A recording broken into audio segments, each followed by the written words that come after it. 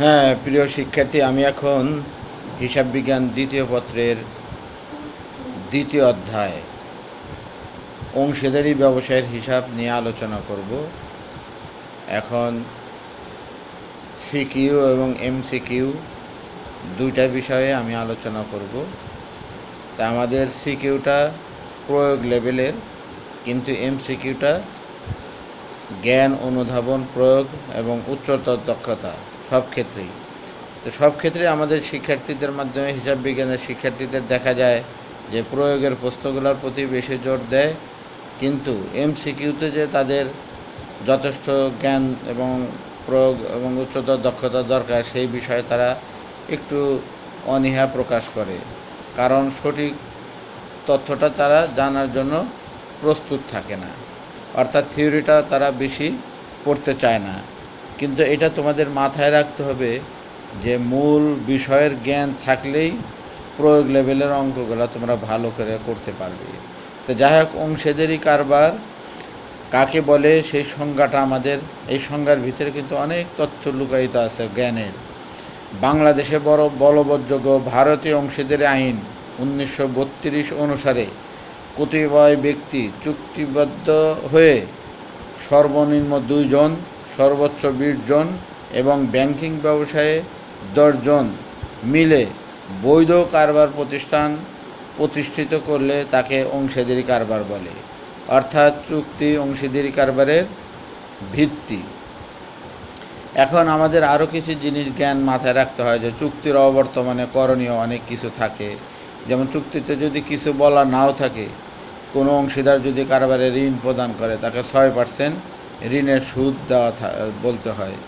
লাভ লোকসান কীভাবে বন্টন হবে সেটা যদি বলা না থাকে, সমানভাবে বন্টন হবে। এই ধরনের অনেক কিছু তথ্য এই চুক্তির অবর্তমানে হয়। এই জিনিসটা তোমরা একটু পড়ালেখা করবে। তারপর দেখো লাভ লোকসান আবন্টন হিসাব।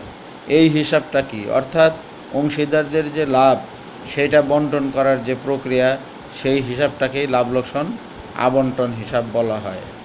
তারপরে দেখো অংশীদারদের স্থায়ী মূলধন পদ্ধতি এবং পরিবর্তনশীল মূলধন পদ্ধতি, এইভাবে আমরা অঙ্কগুলা করে থাকি।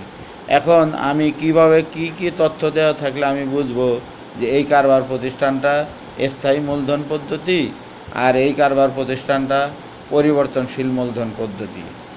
দেখো, যদি তোমাদের অঙ্কে দেওয়া থাকে যে লাভ লোকসান আবন্টন হিসাব তৈরি করো, অংশীদারদের মূলধন হিসাব তৈরি করো, অংশীদারদের চলতি হিসাব তৈরি করো, এই তিনটা জিনিস যদি কোনো অঙ্কে দেওয়া থাকে তাহলে মনে করতে হবে এটা স্থিতিশীল মূলধন পদ্ধতি। আর যদি অঙ্কে দেওয়া থাকে যে লাভ লোকসান আবন্টন হিসাব তৈরি করো এবং অংশীদারদের মূলধন হিসাব তৈরি করো, তাহলে বুঝতে হবে এটা পরিবর্তনশীল মূলধন পদ্ধতি। এখন দেখো, এছাড়াও আর একটা পদ্ধতি আছে, সমন্বিত লাভ লোকসান আবন্টন হিসাব পদ্ধতি, সমন্বিত অংশীদারদের মূলধন পদ্ধতি। এই ক্ষেত্রে অনেক দেখা যায় যে অনেক সময় মূলধনের সুদ ধরা হয় নাই, উত্তোলনের সুদ ধরা হয় নাই, পরবর্তীতে আবার ঘুরে প্রারম্ভিক মূলধন নির্ণয় করার মাধ্যমে মূলধনের সুদ নির্ণয় করতে হয়। তারপর উত্তোলনের সুদ নির্ণয় করে পুনঃ সমন্বিত লাভ লোকসান আবন্টন হিসাব, সমন্বিত অংশীদারদের মূলধন হিসাব তৈরি করতে হয়। এখন এই গেল মোটামুটি বেসিক অংশীদারি অঙ্কের কাঠামো। এখন আমরা মূল যে বিষয়, সেই বিষয়গুলোর প্রতি আরেকটু লক্ষ্য করি যে লাভ লোকসান আবন্টন হিসাব। এই লাভ লোকসান আবন্টন হিসাবটা মূলত কারবার প্রতিষ্ঠানের যত ক্ষতি এবং আয় এই লাভ লোকসান আবন্টন হিসাবে প্রতিফলিত হয়। যেমন কারবারের লস কি, খরচগুলা কি, যেমন মূলধনের সুদ, ঋণের সুদ, অংশীদারদের বেতন, কোনো বকেয়া খরচ থাকলে সেটা লাভ লোকসান আবন্টন হিসাবের ডেবিট পাশে যায়। আর নিট লাভ, উত্তোলনের সুদ লাভ লোকসান আবন্টন হিসাবের ক্রেডিট পাশে যায়। এখন এই আয় থেকে ব্যয় বাদ দিলে যা থাকে সেটাই আমাদের লাভ। এই লাভটা অংশীদারদের মূলধনের অনুপাতে বন্টন করতে হয়, বা চুক্তির ভিত্তিতে যা লেখা থাকে সেইভাবে এই মুনাফাগুলা বন্টন করতে হয়। পরবর্তীতে কারবার প্রতিষ্ঠান যদি স্থায়ী মূলধন সংরক্ষণ করে তো মূলধন তো ঠিকই রাখে, এর জন্য এখানে আর কোনো প্রভাব পড়ে না। যে মূলধন আছে সেই মূলধনের জন্য আলাদা মূলধন হিসাব করতে হয়, বাকি সব আয় এবং ব্যয়ের জন্য চলতি হিসাব তৈরি করতে হয়। এখন চলতি হিসাব যখন তৈরি করতে হয়, সেই ক্ষেত্রে চলতি হিসাবের অনেক সময় ডেবিট ব্যালেন্স থাকে, ক্রেডিট ব্যালেন্স থাকে, সেই জিনিসগুলো আমাদের মাথায় রাখতে হবে। কিন্তু যদি সেটা না থাকে, যদি লাভ লোকসান আবন্টন এবং অংশীদারদের মূলধন হিসাব করতে হয়, সেই ক্ষেত্রে আমরা চিরাচরিতভাবে বুঝব যে এটা পরিবর্তনশীল মূলধন পদ্ধতি, কাজে সকল আয় এবং ব্যয় দিয়ে মূলধন হিসাব করতে হয়। এখন মূলধন হিসাবে কী কী তথ্য যায়? লাভ লোকসান আবন্টনের যে ডেবিট আইটেমগুলো, মূলধনের সুদ, বেতন, ঋণের সুদ, সেই সমস্ত খরচগুলা মূলধন হিসাব যখন করা হয়, এই মূলধন হিসাবের ক্রেডিট পাশে যায়। আর লাভ লোকসান আবন্টন হিসাবের যে ক্রেডিট পাশে যে উত্তোলনের সুদ, সেই জিনিসগুলা মূলধন হিসাবের ডেবিট পাশে যায়। এর মাধ্যমে আমাদের মূল অঙ্কের সমাপ্তি ঘটে। এখন একটু খেয়াল রাখতে হবে, আলাদা ঋণ হিসাবও এই অংশীদারি কারবারে করতে হয়। অনেক সময় দেখা গেল যে ঋণের সুদ নির্ণয়, ঋণ দেওয়া থাকলো, সেই ঋণের জন্য আলাদা হিসাব করতে হয়। তো সাধারণত আমরা অঙ্কে দেখি, অঙ্কের ভিতরে মূলধনের পরিমাণ দেওয়া থাকে, ঋণের পরিমাণ দেওয়া থাকে, মূলধনের সুদের পরিমাণ উল্লেখ থাকে, ঋণের সুদের পরিমাণ উল্লেখ থাকে, বেতনের কথা উল্লেখ থাকে, নেট লাভের কথা উল্লেখ থাকে। অর্থাৎ অঙ্কের ভিতরে সকল তথ্য দেওয়া থাকে।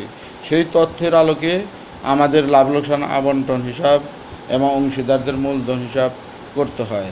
তো এখানে শিক্ষার্থীদের জন্য আমি একটু উল্লেখ করব, কিছু কিছু ওয়ার্কিং নোট আগেই তোমরা করে রাখবে। সেই ওয়ার্কিং নোটগুলো আমি বলি, একটু খেয়াল রাখো। যেমন মূলধনের পরিমাণ নির্ণয়, মূলধনের সুদ নির্ণয়, উত্তোলনের পরিমাণ নির্ণয়, উত্তোলনের সুদ নির্ণয়, ঋণের পরিমাণ নির্ণয়, ঋণের সুদ নির্ণয়, নিশ্চয়তা নির্ণয়, একক নিশ্চয়তা থাকলে একক নিশ্চয়তা, যৌথ নিশ্চয়তা থাকলে যৌথ নিশ্চয়তা। তারপরে অংশীদারদের মধ্যে লাভ লোকসান বন্টনের অনুপাত নির্ণয় করতে হয়। তারপরে মোট বন্টনযোগ্য মুনাফা নির্ণয় করতে হয়। এই ওয়ার্কিংগুলা অবশ্যই অংশীদারি কারবারে করতে হয়। এখন দেখো, আমরা সৃজনশীল সিস্টেমে যে অঙ্কগুলা আমরা করব, সেই জিনিসগুলো আমরা একটু মাথায় রাখব। কারণ আমরা আগে আলোচনা করলাম যে মূল অঙ্কটা স্থিতিশীল মূলধন পদ্ধতি, পরিবর্তনশীল মূলধন পদ্ধতি, আর একটা হলো সমন্বিত পদ্ধতি। এখন সৃজনশীল সিস্টেমে তো মূল কাঠামোর বাইরে প্রশ্ন করা হয়, সেই ক্ষেত্রে আমাদের একটু মাথায় রাখতে হবে যে সৃজনশীল প্রশ্নগুলা কি কি থাকতে পারে। যেমন লাভ লোকসান বন্টন অনুপাত নির্ণয় করো, সেটাও সৃজনশীল প্রশ্ন থাকতে পারে।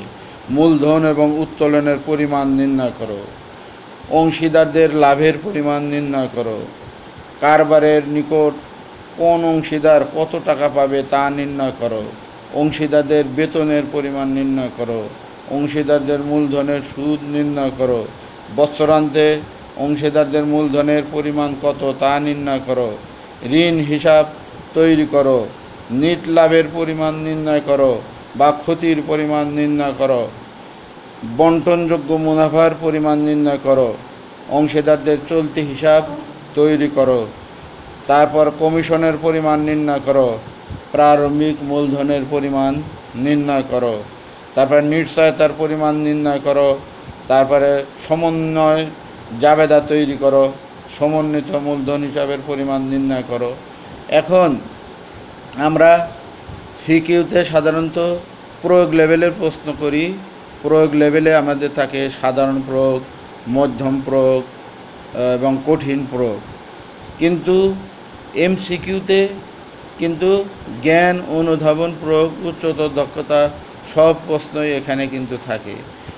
অতি সহজে আমরা জ্ঞানের প্রশ্নগুলো অনেক সময় পেয়ে যাই, যে অংশীদারদের সদস্য সংখ্যা কত, ব্যাংকিং ব্যবসায় কত, চুক্তি অংশীদারের ভিত্তি, তারপরে চুক্তির অবর্তমানে করণীয় জিনিসগুলা, তারপরে মূলধন চলতি স্থায়ী মূলধন পদ্ধতিটা কি, চলতি মূলধন পদ্ধতিটা কি, অনেক জ্ঞানগুলো কিন্তু আমরা আগেই পেয়ে যাই। এবং কত সালের এই অংশীদার আইন প্রতিষ্ঠিত হয়, সেই তথ্যগুলোও কিন্তু আমরা পেয়ে যাই। তো যাই হোক, শিক্ষার্থীদের বলবো, তোমরা দক্ষতা এবং জ্ঞান অনুধাবন প্রয়োগ এই জিনিসগুলো যেমন এমসিকিউতে থাকে, সেই জন্য থিওরিগুলো একটু ভালো করে পড়বে, তাহলেই তোমাদের হিসাব বিজ্ঞানে A+ পাওয়ার নিশ্চয়তা থাকবে। এবং অংশীদারি কারবারটা তোমরা অবশ্যই তোমাদের বিশেষ করে ফাইনাল পরীক্ষায় যাতে এটা অ্যাটেন্ড করো, সেই জিনিসগুলো তোমাদের মাথায় রাখবে। কারণ কারবারের সাথে জড়িত হতে গেলে অংশীদারি কারবারটা কোন প্রকৃতির, তোমাদের মানসিকতার পরিবর্তন, ধৈর্যশীলতা সব কিছু মিলে একটা কারবার প্রতিষ্ঠান কীভাবে চলে, প্র্যাকটিক্যালি অঙ্কগুলো করলে তোমরা সেটা বুঝতে পারো। তাদের সবাইকে ধন্যবাদ জানিয়ে আমি আমার লেকচার শেষ করছি। ধন্যবাদ।